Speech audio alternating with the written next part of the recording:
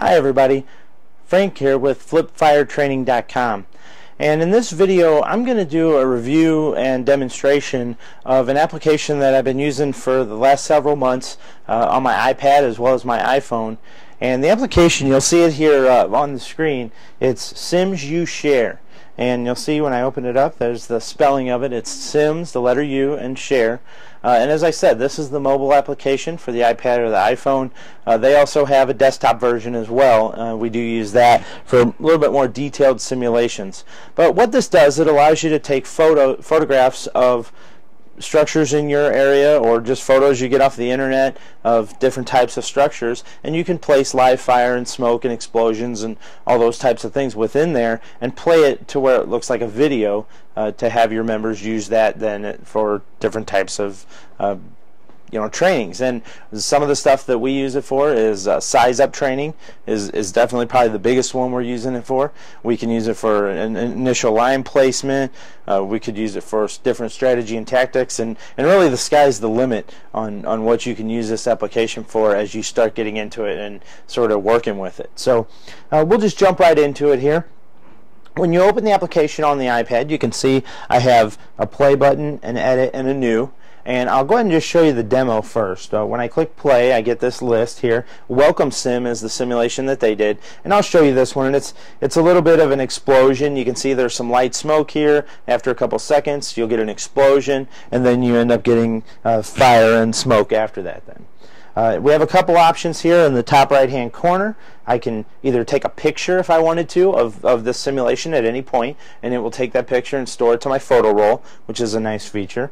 You can pause the simulation, so if I wanted to stop it there and talk about it, or maybe we want to replay, so I reset it and I pause it here just prior to the explosion.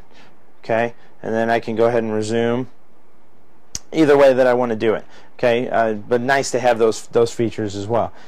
You can also add text to the screen, so if you wanted to have some notes on there about maybe, for example, with size up, maybe you have a 3 or a 5-step plan for size up, so you could actually put those 5 steps at the bottom of the screen in text for maybe your first few simulations. And then as your members get more comfortable doing their size ups, subsequent scenarios won't have those tips at the bottom to help them. But that's just one way that you can sort of help them get comfortable with their 5 steps. So as we go back here, I'll show you a demo of one of the simulations we use. And this is pretty straightforward. Okay, a story and a half wood frame residential structure, fire from the AD corner. And this is a real simple simulation. We just basically took this picture, and then we go ahead and import the fire and the flames and smoke and however I want to do it. So I'm going to back up here, and we'll go all the way back to the beginning, and I'll recreate that one for you as a demonstration to show you how it works. So we're going to start with new. Okay, so we'll click just on the new button there, and we get this screen here that tells us to put in whatever kind of name we want to call it. So I'm going to make this one Frank. Okay, and I can either take a new photo with my iPad if I'm out at a structure, or I can use photo from photo roll. I'll go ahead and pick one from my photo roll and go to my simulations, and I have that initial photo that we started with. And it's nice, it brings that photo in and it sizes it to your canvas for you. Now you can edit that as well with the button here. Later on you can edit the photo, the background photo, but again, most times it comes in really nice. Okay, so again, we just start by adding elements. If you look here on the top right hand corner there, I have the new element button. So I'll click that, and I have all of my choices. I have fire, smoke, explosions, and so on. So we'll just start with the fire. And then we have different types of fire, different types of flame. So we'll go basic fire, and it just puts the fire right there in the center of your screen. Now the first thing you'll want to do is click on that, and you have a couple options. You can use the slider there at the top of the screen, and you can make it bigger or you can make it smaller, okay, to fit whatever you're going to need. So we'll make it just a touch bigger than the window. Okay, and then I have the ability to rotate it if I would want to do that for any reason, just by touching the screen and rotating around. And then if I push on the plus in the center, I can move the fire to wherever I want it. Okay. Now another feature that I really like for getting some more realism in this is I can click on the pencil tool here, and when I click that, I get a couple different options. I can do brightness, opacity, color, and what's nice about color, you can actually select a color and you can make the flame yellow, orange, red, green, and it'll still look like a flame. Let's just change one here. Let's make some blue. So we select blue. Okay, oops, I clicked off of that, sorry. When I go to color now, I have an intensity here at the top. So I can take that intensity, as I move it over, I'm creating a blue flame. And obviously if I go all the way over, it's not very realistic, but it's a blue flame.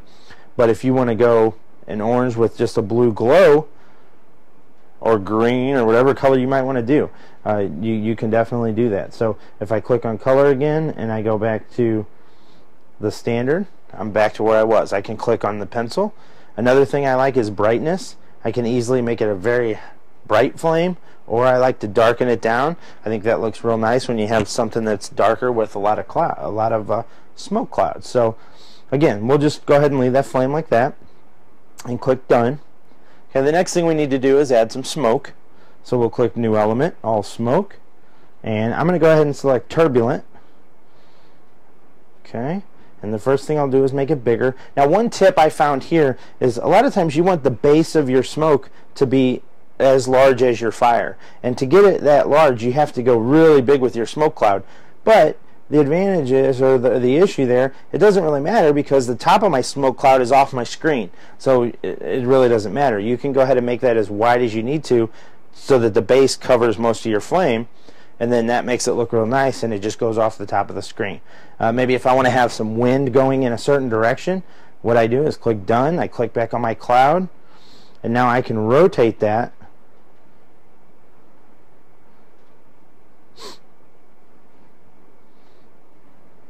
Let me scale that down a little, get back to my center.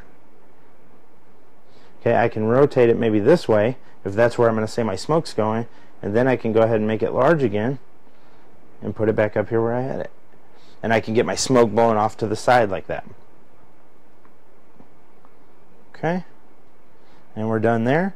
And now maybe we want to add, let me just make that just a touch bigger.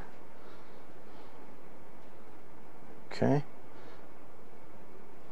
done. And maybe we want to add a little smoke over on the other window there, and a little fire. So we hit element, all smoke, and we'll go to, we'll do fire first, basic. Now remember, this one we changed the color, so if we want to be realistic about the color, then we'll want to make sure we edit this and go into our brightness and darken that smoke down too, to make it sort of match the dark smoke that's in that structure.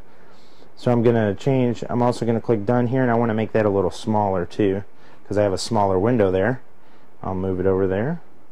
I'll put the smoke right there at that window. And then we're going to add, the fire. Now we're going to add smoke. Okay, again, same situation. I may want to rotate it because I got some wind. Drop that down a little. Oops, not quite that much. And we'll slide it up over there.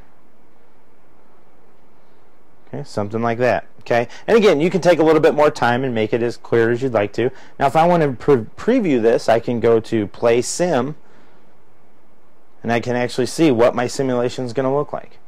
Okay, now let's say, for example, I want the smaller smoke column on the right-hand side to be behind the other one.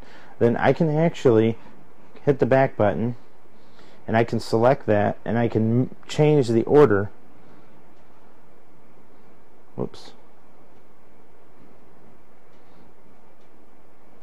Of those.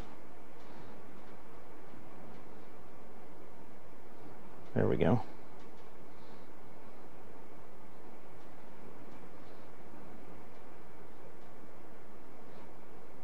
Okay, and now when I play my simulation, I've moved that smoke behind the other smoke to make it a lot more realistic.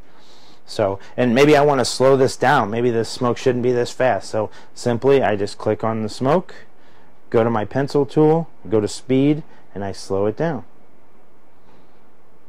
And then when I play, you can see the difference there between the smoke cloud in the front and the one that's in the back. Now some of this, I'm not sure on the video how it's going to come through. It might be kind of like rendering to where you're seeing some jerkiness. When you're playing that on your iPad, on a projector, or on the desktop version, it's very clean. You don't see any of that jerkiness. So be sure to check out SimsUShare. Their website is simsushare.commandsim.com. And as always, check out our site flippedfiretraining.com, or you can catch us on Facebook at facebook.com/flippedfiretraining. As always, thanks for watching.